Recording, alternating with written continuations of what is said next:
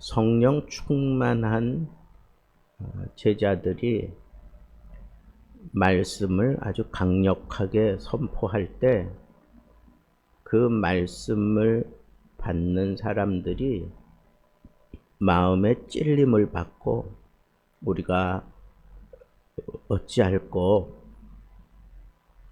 그럴 때 베드로가 분명하게 오늘 말씀 가운데 이렇게 얘기를 합니다. 너희가 회개해라. 그리고 각각 예수 그리스도의 이름으로 세례를 받고 죄사함을 받으라. 그리하면 성령의 선물을 받으리니 이 약속은 너희와 너희 자녀와 모든 먼데 사람 곧 주 우리 하나님이 얼마든지 부르시는 자들에게 하신 것이라.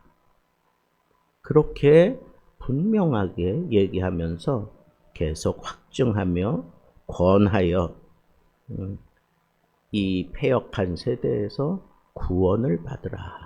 그렇게 얘기를 하고 있습니다.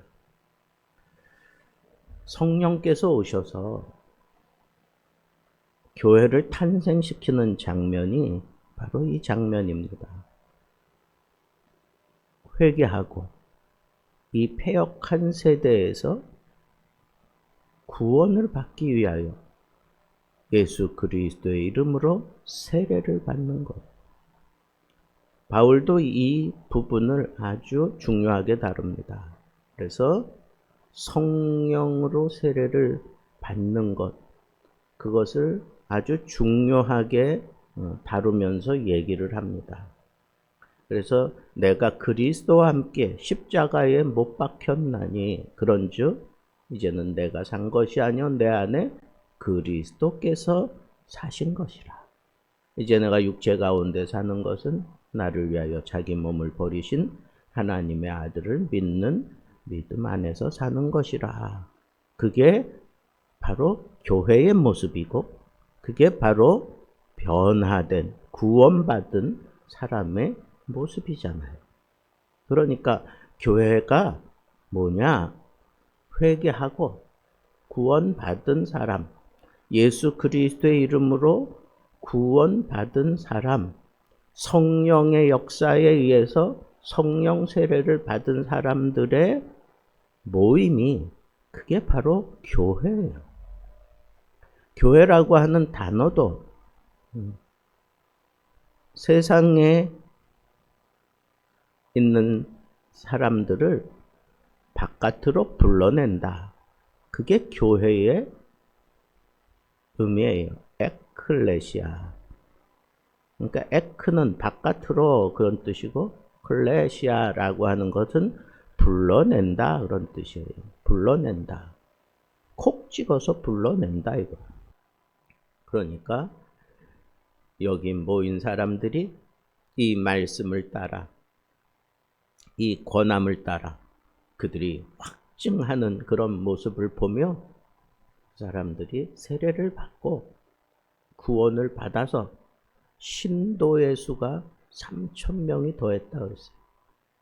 그 신도, 그 성도, 그게 바로 교회의 모습이고 교회가 그렇게 탄생하는 이 장면을 보여주고 있습니다.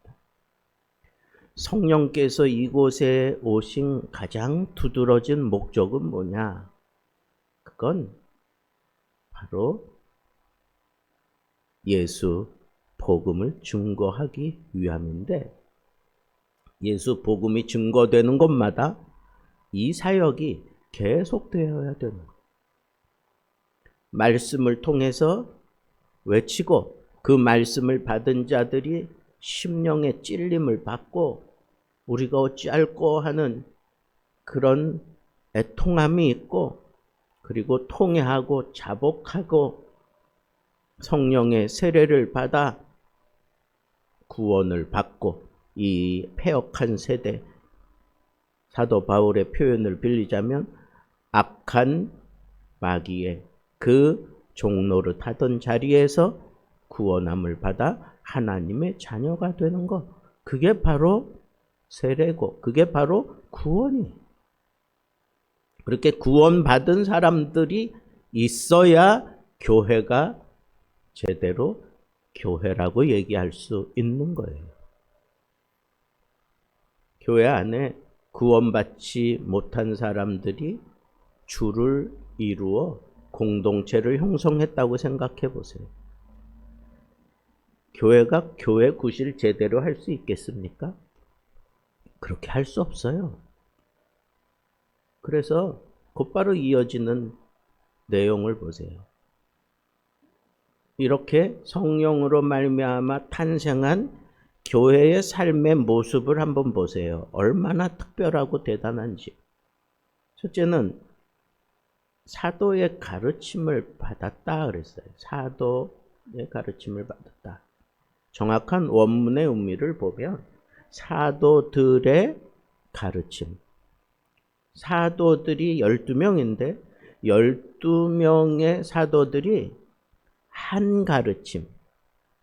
여기 가르침은 단수고 사도들은 복수예요. 그러니까 모두가 다 하나를 지금 가르치고 있는 거예요. 뭘 가르쳤겠어요? 예수가 그리스도다. 우리는 하나님의 나라를 위하여 살아간다. 우리는 그리스도의 증인이다. 이걸 가르치는 거예요. 교회가 제대로 교회의 모습을 온전히 갖추고 그리고 교회가 정말 아름다운 모습으로 그렇게 움직여지는 데 있어서 가장 중요한 게 뭔가 끊임없이 교회가 이루어내야 되는 첫 번째는 바로 이걸 가르치는 거예요. 예수님께서 그러므로 너희는 가서 모든 족속으로 제자를 삼아 아버지 아들과 성령의 이름으로 세례를 주고 내가 너희에게 분부한 모든 것을 가르치라 그랬어요. 가르쳐 지키게 하라. 그러니까 교회의 아름다운 생활 모습 그 가운데 첫 번째가 뭐냐? 예수님이 분부한 모든 것을 가르쳐 지키게 하는 거예요. 왜 가르치고 왜 지키게 하는가? 잘 성장해서 모든 족속으로 제자를 삼는 그런 삶을 펼쳐가도록 가르치라는 거예요. 오늘날 우리 한국교회 많은 교회들이 이 사역에 아주 올인하는 그런 교회들이 얼마나 많습니까? 그러나 예전만큼 그렇게 아주 오로지 거기에만 그냥 매달려서 그렇게 교회의 정체성을 가지고 움직이던 그런 때가 요즘 들어 자꾸 그리워지는 까닭을 무엇일까요? 무언가 틈이 있다는 거예요. 뭔가 빈틈이 있어요. 지금 한국 교회의 모습은 무언가 빈틈이 있어요. 홍수같이 밀려드는 한국 교회의 설교 들어보면서 이 구령의 열정에 확 사로잡히는 그런 메시지 얼마나 들을 수 있습니까?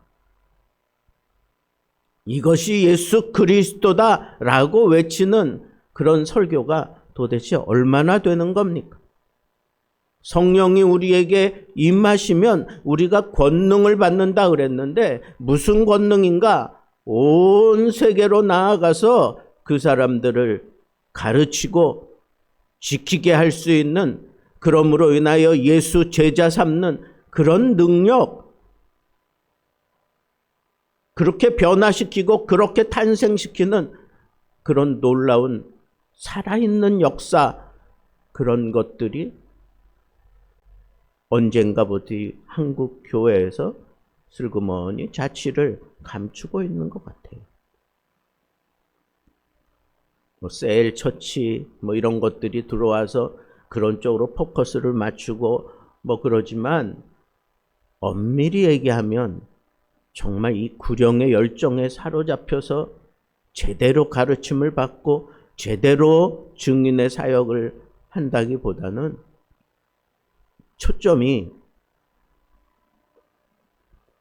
교회 부흥에 있어요. 교회의 숫자 늘리는 데 있어요. 여러분, 성령이 충만하게 와서 하나님의 말씀이 분명한 목적을 가지고 제대로 증거되고 성도들에게 외치고 그 말씀에 귀를 기우는 자들에게 회개하여 예수 그리스도의 이름을 통하여 세례를 받고 성도가 되는 그런 놀라운 역사가 예전에는 눈을 돌리는 곳곳마다 이런 살아있는 꿈틀거리는 그런 장면들이 각 교회마다 다 있었는데 요즘에는 참 이런 모습 찾아보기가 너무 힘들어진 것은 왜 그럴까요? 이들이 교회를 이루어 함께하는 그 공동체 가운데 두 번째 특징은 서로 교제하고 떡을 떼었다 그랬어요. 떡을 뗀다 하는 것은 성찬을 나누는 것을 의미합니다. 그리고 서로 교제했다. 서로 교제했다. 여러분, 성도 간에는 무리잖아요. 거룩한 무리가 성도잖아요. 그러면 성도 간에는 교제가 항상 있어야 돼요. 교제가. 지금도 제 어릴 적 기억은 교회에서 모든 성도들이 함께 찬양하고 말씀을 듣고 그 안에서 정말 그냥 하나로 펑 녹아지는 그런 모습도 있지만 또 다른 하나는 구역 예배 드릴 때 온 가족이 모였어요. 어린이들도 다 같이 모였어요. 어떤 분은 그냥 산을 넘어서 그 구역 예배 참여하려고 하나는 등에 업고 양손에는 애들을 데리고 그리고 날마다 그 구역 예배 참여하는 그런 분이 계셨어요. 나중에 그분은 권사님이 되고 그 자녀들은 교회에서 아주 중요한 역할을 하는 그런 모습을 저는 한 교회에서 자라나서 오래도록 그 교회에 있었으니까 그게 그냥 제 머릿속에는 지워지지 않는 장면 가운데 하나예요. 그러면 거기 모인 아이들은 예배 마치고 그 다음에 그냥 아이들끼리 모여서 뭐 준비한 그런 음식 나눠 먹고 깔깔거리고 그게 좋아서 아이들도 막 모였던 거예요. 참 요즘에는 교제하기가 참 힘든 시대를 맞이해서 새로운 사람이 들어오면 인사하고 다가가기도 겁나요. 미리 벽을 치고 가까이 오지 말라고 그러기도 하고 그냥 예배 마치는 대로 뭐 축도도 끝나기 전에 후다닥 도망가기도 하고 왜 그러는 거예요? 교회는 이 교제가 살아 있어야 돼. 성령께서 우리 모두에게 동일하게 하나로 역사하시기 때문에 우리는 그 안에서 자연스럽게 교제하는 게 그게 교회의 강력한 모습인데 지금은 그런 교회가 참 찾아보기 힘들어요.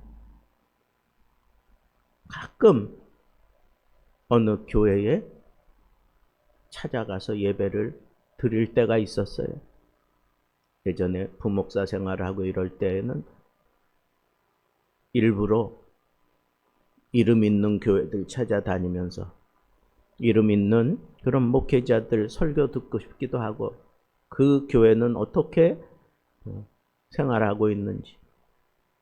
그런데 모두가 다 교제가 따뜻하고 막 그냥 활발한 그런 교제는 들어갈 때부터 다르고 온도가 달라요. 그리고 예배 마치면 정말 서로 그냥 따뜻하게 그렇게 서로 껴안고 깔깔거리고, 참 요즘에는 그런 세대를 우리가 정말 만들어야 되지 않을까. 교회의 가장 치명적인 코로나가 이 교제를 다 깨버리고 말았어.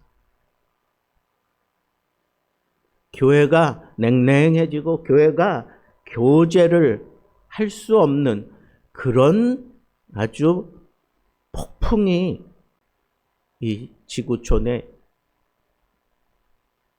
쏟아져 내린 게 그게 코로나예요. 이 마귀의 전략에 교회가 더 강렬하게 대처하면서 나아가야 되는데, 우리 교회마저, 교인들마저 지금은 이런 교제하는 것을 꺼려합니다.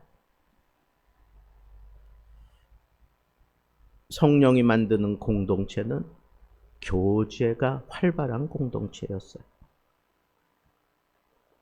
여기 떡을 뗀다 하는 것은 음식을 나누는 것도 있지만, 이게 그 초대교회 그 시절에 예배를 드린다 하는 그런 상투어이기도 합니다.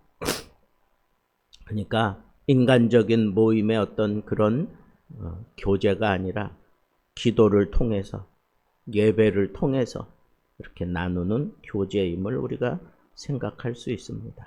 그리고 오늘 말씀에 이 초대교회의 특징 가운데 두드러진 특징이 오로지 기도예요. 오로지 기도. 성도들이 날마다 모여서 오로지 기도했다 그래서 하나님을 향하여 오로지 기도. 오로지 기도는 뭐예요? 오직 기도라는 거예요. 기도에 전념했다는 거예요. 기도만 했다는 거예요. 뭐 이런 식으로 우리 받아들이는 건데, 지금도 제 어릴 적 신앙생활 모습 가운데 참 지금도 훈훈하고, 그때만 생각하면 그냥 내 마음이 이렇게 뜨뜻해지는 그런 장면은 중학생이 되어서 처음으로 학생회 예배를 참여하는데 항상 1시간 전에 오라 그러는 거예요. 아니 무슨 예배를 드리는데 1시간 전에 와서 할 게 뭐가 있나. 그래도 우리가 이 학창시절에는 선배가 오라 그러면 아주 그냥 아주 순종을 잘했습니다. 그러니까 애들이 투덜거리면서 그냥 다 왔어요. 그때 아주 여선배가, 우리가 중학교 1학년이면 중3 여선배가 딱 앞에 서서 기도합시다. 그러면서 통성으로 막 기도를 시키는 거예요. 그러다가 어떤 성령의 감동이 있으면 누구 일어나서 기도하십시오. 누가 일어나서 또 기도하겠습니다. 막 이런 식으로 하면 처음에는 기도를 꺼리던 애들도 나중에는 그런 분위기가 무르익으니까 누구 일어나서 기도해 주세요. 이 얘기 듣고 싶어가지고 그냥 막 안달이 난 적도 있어요. 여러분, 이게 오로지 기도의 모습 아닐까. 아주 기도가 없이는 교회 생활 생각지도 못했어. 항상 예배 드리기 전 1시간 전에 모여서 기도했어. 요즘 이런 교회가 좀 있었으면 좋겠어요. 기도 공동체예요. 오로지 기도.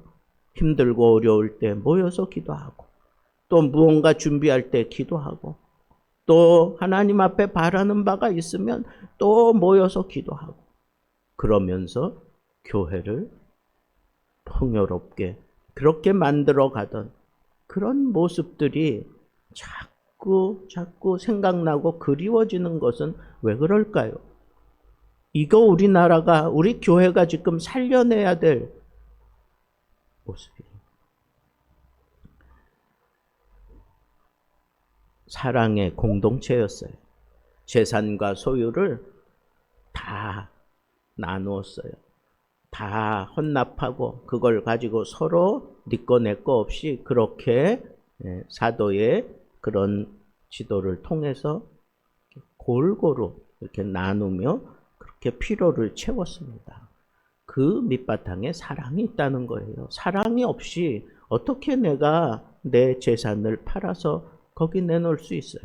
교회에 대한 사랑, 성도들에 대한 사랑, 그 사랑이 그 속에 흐르고 있으니까 기꺼이 내 모든 재산도 다 헌납하고, 그리고 그 안에서 함께 사랑을 나누며 즐거워하던 공동체가 바로 초대 교회의 모습입니다.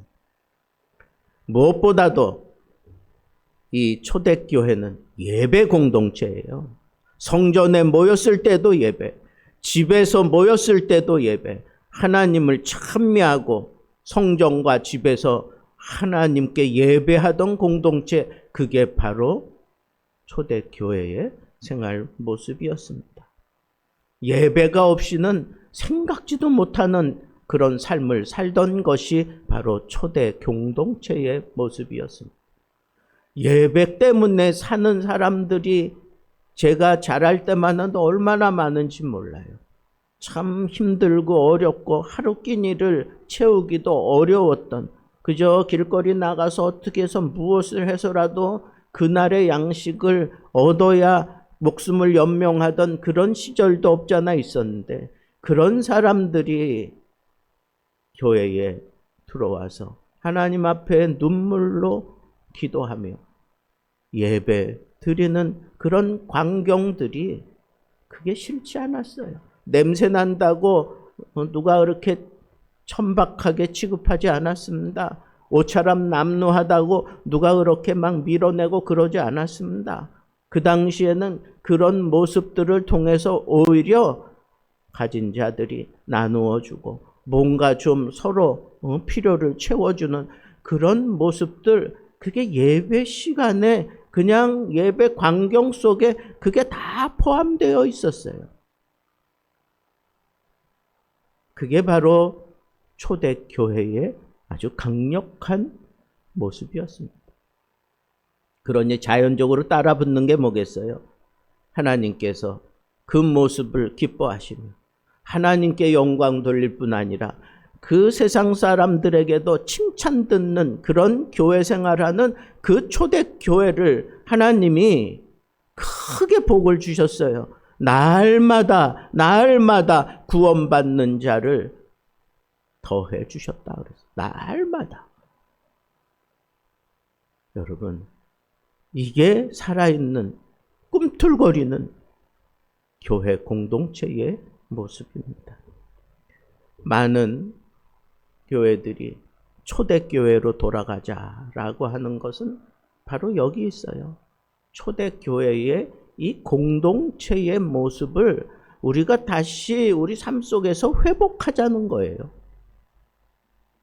이런 공동체, 예배의 공동체, 사랑의 공동체, 기도의 공동체, 교제의 공동체, 말씀의 공동체, 이를 위하여 하나님께서 성령을 계속 쏟아 부어주시고, 그리고 날마다 믿는 자의 수를 더하게 해주시니까 하나님께는 영광이요 사람들에게는 칭찬 듣는 교회가 바로 초대교회였고, 우리가 꿈꾸는 그런 교회의 모습입니다. 우리 예수 등대교회도 여기 나타난 초대교회의 생활 모습처럼 정말 하나님이 기뻐하시는 그런 아름다운 교회 공동체의 모습을 우리가 형성할 때까지, 무엇보다도 우리는 예수 복음을 증거하는, 그래서 교회를 만들어내는, 날마다 믿는 자의 수를 더했다고 하는 것은 날마다 사도들의 머리 앞에 디밀면서 구원받는 자들이 많아졌다는 거예요.